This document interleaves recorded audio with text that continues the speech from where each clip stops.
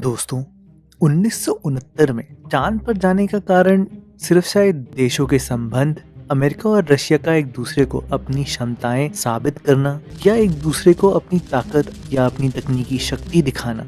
चांद पर जाना सिर्फ वहीं तक ही सीमित था। चाहे रशिया पहला ऐसा देश हो जिसने पहला एस्ट्रोनॉट स्पेस में भेजा हो, पर अमेरिका ही ऐसा देश था जिसने चांद पर पहली बारी इंसानों को भेजा। कई लोगों का कहना है कि मून लैंडिंग तो नकली थी, बिल्कुल फेक थी। पर दोस्तों, आपके सारे सवालों का जवाब देने से पहले और आगे बढ़ने से पहले हम आपको ये बता दें कि मून लैंडिंग सच्ची थी और आज के समय के हिसाब से उस समय मून लैंडिंग करने के लिए अमेरिका को कम से कम $10 बिलियन का खर्चा आया था। तो दोस्तों, हमने आपको अपनी पिछली वीडियो में ये बताया था कि चांद पर पानी है और कई कंपनियां उस चांद पर पानी होने का फायदा उठाना चाहती हैं। नमस्कार दोस्तों, आपका स्वागत है रहस्य में। आज मैं रहस्य भाई आपको कुछ ऐसी नई बातें चांद के बारे में बताना चाहता हूँ जिसको शायद आप ना जानते हो, लेकिन उससे शायद हमारी आने वाली पीढ़ी को बहुत फर्क पड़ेगा। तो दोस्तों, आइए देखते हैं।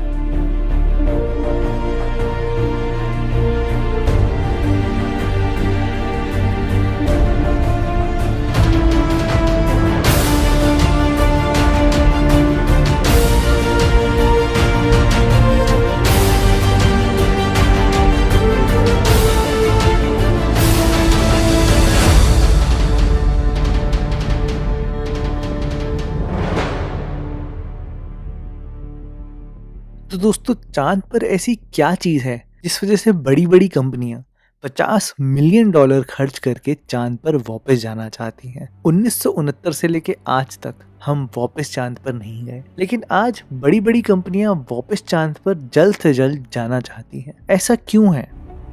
तो दोस्तों, ऐसा इसलिए है क्योंकि कुछ समय पहले हमें चांद पर पानी होने का पता लगा है। और दोस्तों, चांद पर पानी पता लगाने में भारत का बहुत बड़ा हाथ है। आज के समय में एक नई स्पेस की रेस चल रही है कि कौन सबसे पहले चांद पर पहुंचेगा। अभी ऑफिशियली 5 टीम रह गई हैं गूगल के लूनर एक्स प्राइज के लिए, जिसमें गूगल विनर को $30 मिलियन देगा। इस कंपटीशन में भाग लेने वाली कंपनियों को सिर्फ इतना करना है कि उन्हें चांद पर जाना है, चांद की सतह पर सिर्फ 500 मीटर चलना है और वहां से हाई डेफिनेशन पिक्चर वापस धरती पर भेजनी है। अभी फिलहाल इतना ही करना है। ये दोस्तों सुनने में तो कोई बहुत बड़ी बात नहीं लगती, पर सबसे ज्यादा काम की बात तो इस कंपटीशन के बाद होगी। जब से ये पता लगा है कि चांद पर बर्फ में जमा हुआ पानी है और हीलियम 3 है, तब से बहुत सारी कंपनियां चांद पर खुदाई करने के लिए और वहां से $1 मिलियन कमाने के लिए अपने अपने प्लान बना रही हैं।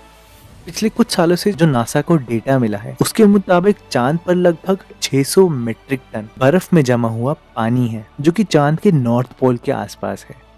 ये सुनने में तो आपको कुछ इतना खास नहीं लग रहा होगा, क्योंकि धरती पर पानी कोई ऐसी चीज नहीं है जिसकी कोई कमी हो, या पानी इतना महंगा भी नहीं है। और जब आप ये चीज जानेंगे कि पानी को रॉकेट फ्यूल में भी बदल दिया जा सकता है, और रॉकेट फ्यूल बहुत ही महंगा होता है, और इसी वजह से बड़ी बड़ी कंपनियां जैसे कि स्पेसएक्स ये सोचती हैं कि चांद पर एक गैस स्टेशन बनाया जा सकता है, यानी रॉकेट फ्यूल बना के रॉकेट का फ्यूल स्टेशन बनाया जा सकता है। आज के समय में कई रॉकेट्स अपने इंजन को चलाने के लिए लिक्विड हाइड्रोजन और लिक्विड ऑक्सीजन का इस्तेमाल करते हैं। और यही नहीं, लिक्विड हाइड्रोजन और लिक्विड ऑक्सीजन ही ऐसे फ्यूल्स हैं जो कि केमिकली सबसे ज्यादा कारगर हैं। और अगर हम चांद पर ही लिक्विड हाइड्रोजन और लिक्विड ऑक्सीजन बना पाए, तो कोई भी इंसान जो कि स्पेस में बहुत ही लंबी यात्रा करना चाहता हो, चांद पर रुककर रीफ्यूलिंग कर सकता है। धरती पे तो हम पहले ही जानते हैं कि जिन कंट्रीज के पास क्रूड ऑयल है, जैसे कि ओपेक और अमेरिका, उनके पास पैसों की कोई कमी नहीं है। तेल की मोनोपोली धरती पर होना एक बहुत ही बड़ा फिनोमिनन रहा है। तेल की कमी से कई देश पिछड़े रहे हैं, तो स्पेस में जो कंपनी तेल पे पहले कब्जा करेगी या तेल को पहले माइन करना शुरू करेगी, उसकी ही मोनोपोली होगी। पर चांद पर पानी से ज्यादा कुछ और भी है। हीलियम 3 एक खास आइसोटोप है हीलियम का, जो कि धरती पर तो बहुत ही कम है, लेकिन चांद पर बहुत ही ज्यादा है। और हीलियम 3 और हाइड्रोजन ही जरूरी होते हैं न्यूक्लियर फ्यूजन के लिए। दोस्तों, अगर हम न्यूक्लियर फ्यूजन से एनर्जी जनरेट करते हैं, यानी बिजली पैदा करते हैं, तो उसमें कोई भी रेडियो एक्टिव वेस्ट नहीं होता, कोई भी ऐसा मटेरियल नहीं होता जो हमारी धरती को खराब करे या हमारे वातावरण को कोई हानि पहुंचाए। इसलिए ये बहुत काम का है। जो कि आज के ज़माने के न्यूक्लियर फिजन मेथड से बहुत ही बेहतर है। तो ये सब सुनने में तो बहुत ही अच्छा लगता है दोस्तों कि चांद पर जाने के इतने फायदे हैं। लेकिन अभी जो दिक्कतें हैं वो ये है कि अभी तक वैज्ञानिक न्यूक्लियर फ्यूजन ढंग से करना नहीं सीख पाए हैं और उसमें अभी समय लगेगा। पर सच्चाई तो ये है कि आने वाले समय में हम इंसान न्यूक्लियर फ्यूजन जरूर कर पाएंगे।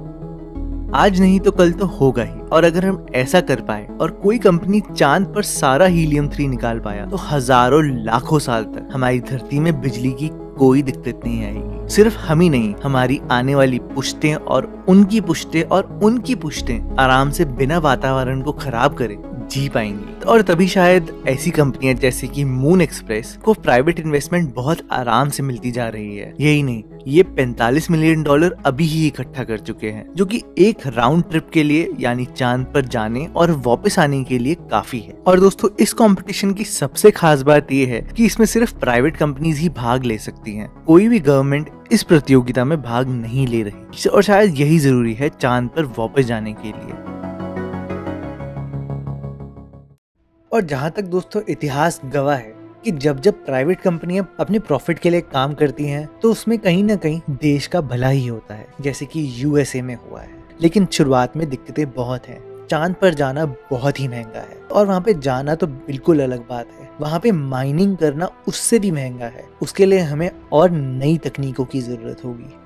लेकिन दोस्तों, एक बारी आप सोच के देखिए कि अगर हम इंसान ऐसा कर पाए तो हो सकता है कि चांद पर ऐसा कोई फ्यूल स्टेशन बन पाए। हो सकता है कि हम अलग अलग प्लैनेट्स में भी यात्रा कर पाए, जो कि हमने आपको अपनी मंगल की वीडियो में भी बताया था। और अगर कोई फ्यूल पंप वहाँ पे नहीं भी, अगर हम न्यूक्लियर फ्यूजन की टेक्नोलॉजी डेवलप कर पाए तो हमारी नहीं बल्कि हमारे आने वाले पुश्तों की जितनी भी एनर्जी नीड्स हैं वो सारी पूरी हो जाएंगी। तो दोस्तों, ये बहुत ही बड़ी बात है। आशा करता हूँ आपको ये वीडियो पसंद आई होगी। मैं कोशिश करूंगा कि मैं आपको सारे लिंक्स दे दूं जहां से मैंने इन्फॉर्मेशन निकाली है। और दोस्तों, अगर आपको ये वीडियो पसंद आई है तो प्लीज़ इसको लाइक करना ना भूलें। हमारे इस चैनल को सब्सक्राइब करना बिल्कुल ना भूलें, क्योंकि हर हफ्ते हम आपके लिए ऐसी ही नॉलेजेबल वीडियोज़ लाते रहते हैं।